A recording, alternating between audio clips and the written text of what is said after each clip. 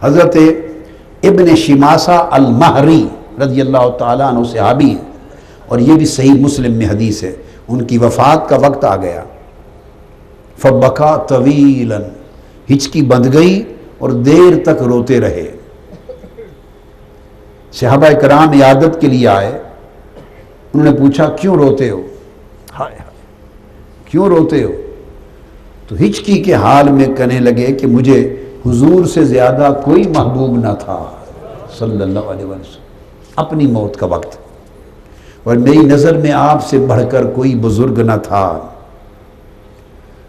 اس کی وجہ سے بڑا ادب اور بڑی تعظیم تھی، میں آپ کے ادب اور جلالت کی وجہ سے عمر بھر اس لیے رو رہا ہوں کہ آنکھ اٹھا کر جی بھر کے حضور کو تک نہیں سکا، ہائے ہائے زندگی گزار دی، جی بھر کے تک نہیں سکا، اب رو اس لیے رہا ہوں کہ کوئی مجھ سے پوچھ لے کہ اپنے نبی کا حلیہ بتا دو تو بتا نہیں سکتا، ہائے ہائے کوئی مجھ سے پوچھ لے کہ اپنے نبی کا حلیہ بتا دو تو بتا نہیں سکتا، چونکہ آنکھ بھر کے عمر بھر دیکھا نہیں۔ یہ روئے۔ اب یہ آپ دیکھتے چلے آئیے ان چیزوں کو کس کھاتے میں ڈالیں گے؟ نماز تو گئی نماز کے باب میں، روزہ روزے کے باب میں، حج زکوٰۃ کے باب میں، حلال و حرام شریعت کے احکام کے باب میں، اوامر و نواہی کے باب میں، ہر ایک کا باب بنا، ان باتوں کا باب کیا ہے؟ ان باتوں کا باب کیا ہے؟ اور یہی وہ باب ہے جو باب الابواب ہے، سب ابواب کا باب ہے، جس نے سارے ایمان کے اور طاعت کے سارے دروازے کھولے ہیں، اس باب نے، وہ محبت ہے۔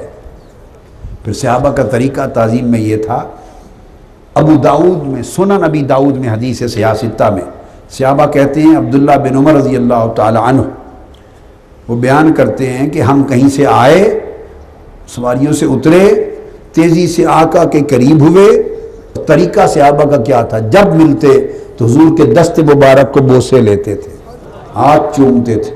لوگ آج ہاتھ چومنے کو بدعت کہنے لگ گئے ہیں، جہالت کی انتہا ہو گئی ہے، یعنی جو سنت ہے وہ بدعت بن گئی، انا للہ و انا الیہ راجعون۔ تو صحابہ کہتے ہیں، اور یہ سیاستہ کی حدیث، اور عنوان انہوں نے بنایا باب فی قبلۃ الید، ہاتھ چومنے کے باب عنوان۔ تو صحابہ ہاتھ باب یہ ہے، ہاتھ چومنے کا باب۔ تو صحابہ جب ملتے تو کہتے ہیں ہاتھ چومتے۔ آگے حضرت زہر رضی اللہ تعالیٰ عنہ روایت کرتے ہیں، اور امام بخاری نے یہ حدیث الادب المفرد میں امام بخاری نے روایت کی، فرماتے ہیں کہ وفد عبد القیس کی بات کی، لما قدمنا المدینہ فجعلنا نتبادر من رواحلنا فنقبل ید رسول اللہ صلی اللہ علیہ وسلم ورجلی، کہتے ہم آئے، یہ امام ابو داؤد نے سنن ابی داؤد میں، سیاستہ میں سنن ابی داؤد، اور الادب المفرد میں امام بخاری نے، فرماتے ہیں کہ ہم اترے، مدینہ میں حاضر ہوئے سواریوں سے تیزی سے، اور آ کے حضور کے دست کے بوسے لیے، پھر حضور کے قدموں کے بوسے لینے لگ گئے، قدموں کے بوسے لیتے ہیں، کیا؟ قدموں کے بوسے لیتے تھے، سبحان اللہ۔ اور امام بخاری نے باب قائم کیا ہے ہاتھ اور پاؤں چومنے کے عنوان سے، الادب المفرد میں، فی تقبیل ید والرجل، ہاتھ اور پاؤں چومنے کا ادب، یہ امام بخاری نے قائم کیا ہے۔ تو جب وہ باب قائم کرتے ہیں تو وہ سیدھا سادہ ان کا عقیدہ ہوتا ہے، عقیدے کے خلاف باب نہیں قائم کرتے۔ تو آپ اندازہ کریں جب حضور کے قدم چومتے ہوں گے تو دیکھیے ان کی حیت کیا بنتی ہوگی، کیا لگتا ہوگا، ہائے ہائے، قدم چومتے ہوئے حیت کیا بنتی ہے۔